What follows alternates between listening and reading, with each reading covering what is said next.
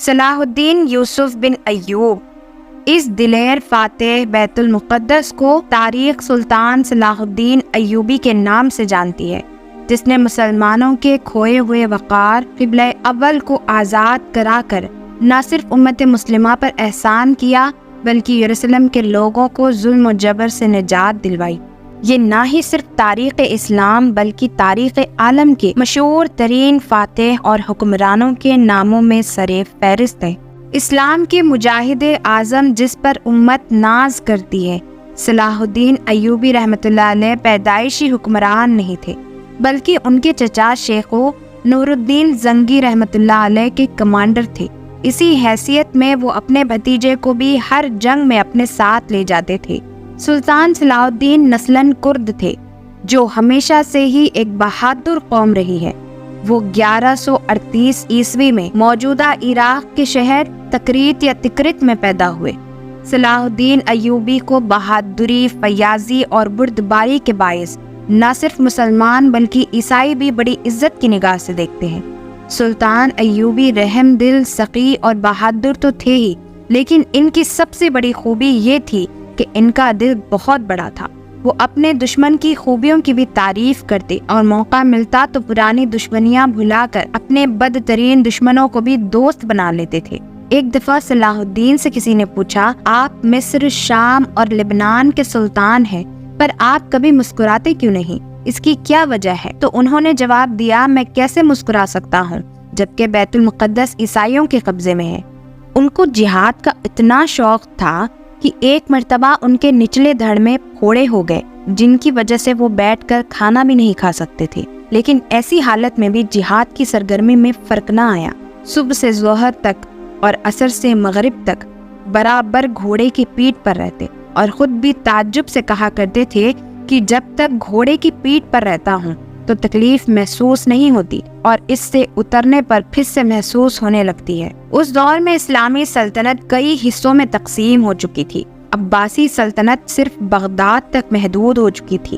عراق اور شام کے زیادہ تر علاقے خود مختار حکمرانوں کے کنٹرول میں تھے، جو ہر وقت آپس میں لڑتے رہتے تھے، جبکہ مصر پر فاطمی خاندان کی حکومت تھی۔ بیت المقدس سمیت فلسطین کے کئی علاقوں پر صلیبیوں کا کنٹرول تھا۔ ان حالات میں نور الدین زنگی رحمۃ اللہ علیہ نے شام کے بیشتر علاقوں پر قبضہ کر لیا۔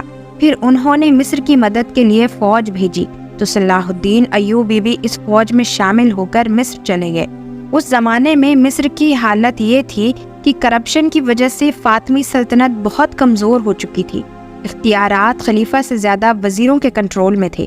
ان حالات میں صلاح الدین ایوبی رحمۃ اللہ علیہ، جو کہ اب اپنے چچا شیخو کی وفات کے بعد فوج کے کمانڈر بن چکے تھے، انہوں نے فاطمی خلیفہ کو حکومت سے ہٹا دیا۔ وہ خود نور الدین زنگی رحمۃ اللہ علیہ کے گورنر کی حیثیت سے مصر پر حکومت کرنے لگے۔ مصریوں نے کبھی اتنا رحم دل اور سخی حکمران نہیں دیکھا تھا۔ صلاح الدین مصر کے گورنر بنے، لیکن آپ کی زندگی نہایت ہی سادہ تھی۔ کبھی ریشمی کپڑے کا استعمال نہیں کیا اور ایک معمولی سے مکان میں زندگی گزاری۔ جب قاہرہ پر قبضہ کیا تو محلات کا سارا خزانہ غریب عوام میں تقسیم کر دیا اور اپنے لیے پھوٹی کوڑی بھی نہیں رکھی۔ صلاح الدین ایوبی شاید مصر کے گورنر کی حیثیت سے ہی زندگی گزار دیتے، لیکن نور الدین زنگی رحمۃ اللہ علیہ کے انتقال نے ان کی زندگی میں ایک انقلاب برپا کر دیا۔ حضرت زنگی کا بیٹا الصالح کم عمر تھا، جس کا فائدہ اٹھا کر سازشی درباریوں نے زنگی خاندان کی سلطنت آپس میں تقسیم کر دی۔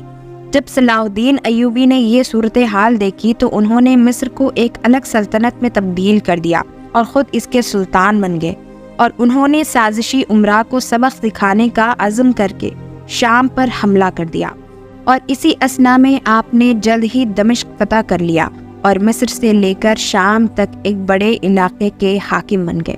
صلاح الدین کو فاتح بیت المقدس کہا جاتا ہے، جنہوں نے 1187 میں یورپ کی متحدہ فوج کو عبرتناک شکست دے کر بیت المقدس کو ان سے آزاد کروا لیا تھا۔ صلاح الدین اپنے کارناموں میں نور الدین زنگی پر بازی لے گئے۔ ان کے اندر جہاد کا جذبہ کوٹ کوٹ کر بھرا ہوا تھا، اور بیت المقدس کی فتح ان کی سب سے بڑی خواہش تھی۔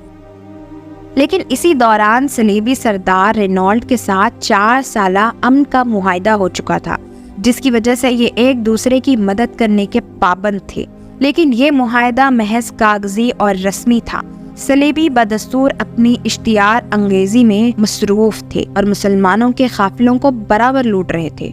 1186 میں ایک ایسے ہی حملے میں رینالڈ نے یہ جسارت کی کہ بہت سارے دیگر عیسائی امراء کے ساتھ مدینہ منورہ پر حملے کی غرض سے حجاز مقدس پر حملہ آور ہوا۔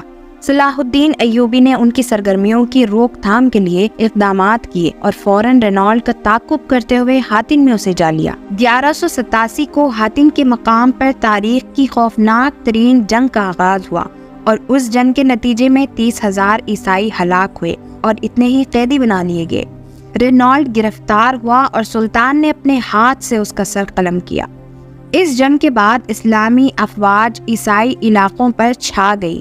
حاتن کے بعد صلاح الدین نے بیت المقدس کی طرف رخ کیا۔ ایک ہفتے کی خونریز جنگ کے بعد عیسائیوں نے ہتھیار ڈال دیے اور سلطان سے رحم کی درخواست کی۔ بیت المقدس پورے 88 سال بعد دوبارہ مسلمانوں کے قبضے میں آ گیا اور تمام فلسطین سے عیسائیوں کی حکومت ختم ہو گئی۔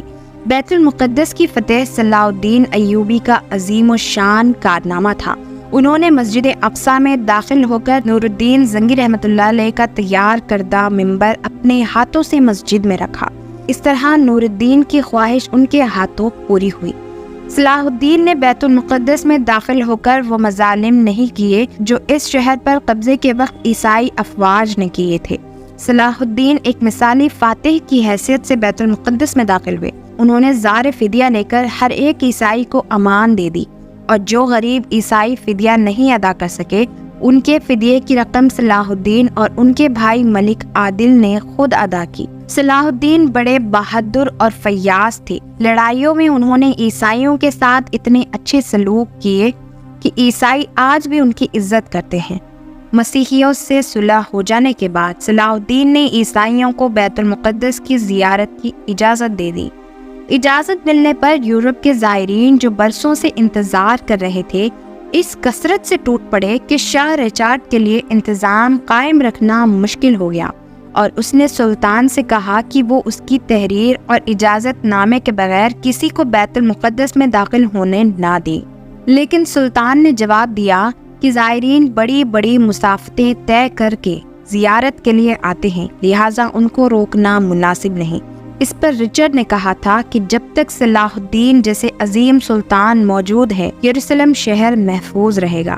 سلطان صلاح الدین کا غیر مسلموں کے ساتھ سلوک عین اسلامی تعلیمات کے مطابق تھا اور یہ اس کا ثبوت ہے کہ اسلامی حکومتوں میں غیر مسلموں کے حقوق بھی اسی طرح محفوظ ہوتے ہیں جس طرح مسلمانوں کے۔ آخری عمر میں صلاح الدین کی خواہش تھی کہ وہ حج کریں، لیکن ان کے پاس اتنے پیسے بھی نہیں تھے کہ وہ اس رقم سے مکہ کا سفر کر سکے۔ جب ان کا انتقال ہوا تو ان کے گھر سے صرف 2 دینار برآمد ہوئے جس سے کفن خرید کر ان کی تدفین کی گئی۔ بیت المقدس کی فتح کے بعد وہ مسیح حکومت بھی ختم ہو گئی جو فلسطین میں 1199 سے قائم تھی۔ اس کے بعد جلد ہی سارا فلسطین مسلمانوں کے قبضے میں آ گیا۔ بیت المقدس پر تقریباً 761 سال تک مسلسل مسلمانوں کا قبضہ رہا، لیکن 1948 عیسوی دوسری جنگ عظیم کے اختتام پر امریکہ، برطانیہ اور فرانس کی سازش سے فلسطین کے علاقے میں یہودی سلطنت قائم کی گئی اور بیت المقدس کا نصف حصہ یہودیوں کے قبضے میں چلا گیا۔ 1967 کی عرب اسرائیل جنگ میں بیت المقدس پر اسرائیل نے قبضہ کر لیا، لیکن بعد میں بیت المقدس یعنی یروشلم کو ایک نیوٹرل شہر کے طور پر قائم کر دیا گیا، جو اس وقت نہ فلسطین میں آتا ہے اور نہ ہی اسرائیل میں۔